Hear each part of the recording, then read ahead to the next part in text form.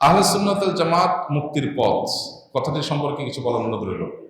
আহলে সুন্নাত জামাত মুক্তির পথ এই কথাটা ঠিক আছে, কারণ নবী করিম সাল্লাল্লাহু আলাইহি সাল্লাম বলেছেন যে আমার উম্মতের মধ্যে ৭৩টি ফিরকা সৃষ্টি হবে। তাফতারিকু উম্মতি আলা ৭৩ মিল্লাহ কুল্লুহুম ফিন-নার ইল্লা মিল্লাতুন ওয়াহিদা।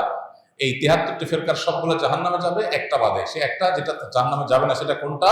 নবী সাল্লাল্লাহু আলাইহি সাল্লাম বলেছেন সেটা হলো মা আনা আলাইহি ওয়া আসহাবি, আমি এবং আমার সাহাবীরা যে আদর্শগুলো থাকবে। আহলুস সুন্নাতি ওয়াল জামাত মানে কি?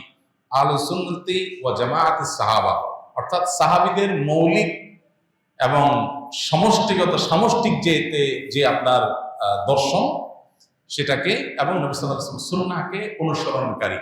আমাদের সমাজে এর বিপরীতে অনেক লোক আছে যারা সাহাবীদেরকে মানে না, সাহাবীদের প্রামাণ্যতা, তাদের ব্যাখ্যা, কোরআন হাদিসের ব্যাখ্যাগুলো তাদের থেকে নেওয়াটাকে বিশ্বাস করে না, যেমন রাফিজি শিয়ারা আছে। অনেকে আছে যারা এক্ষেত্রে বিভ্রান্ত হয়ে গেছে।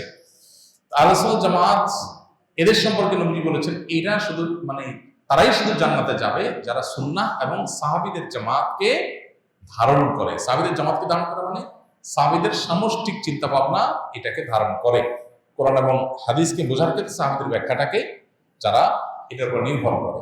ফলে সাহাবীদের কথাকে বাদ দিয়ে কেউ যদি নিজের মস্তিষ্ক প্রসূত ব্যাখ্যার উপর নির্ভর করে সে গুমরা হবে, সে পথহারা হয়ে যাবে। কারণ সাহাবীদের রাসূল সাল্লাল্লাহু আলাইহি ওয়াসাল্লাম শিখাইছেন, তাদের থেকে আমাদের শেখা ট্রাই করতে হবে। তো এই অর্থে আহলে সুন্নাত জামাত মুক্তির পথটা ঠিকই আছে, এটা হাদিসের নির্যাস বলা যায়। কিন্তু আহলে সুন্নাত ওয়াল জামাত বলতে আজকাল অনেক এমন সংগঠন, ব্যক্তি, গোষ্ঠীকে দেখা যায় যারা আসলে সুন্নাতের ধারে কাছেও নাই, সাহাবীদের ধারে কাছেও নাই। নাম আহলে সুন্নাত ওয়াল জামাত। তো নাম আহলে সুন্নাত জামাত লাগাইলে হবে না। তো নাম আতর আলী, গায়েতে গন্ধ বাইরে, তো এই আতর আলী নাম দিয়ে কি লাভ? বুঝে কথা।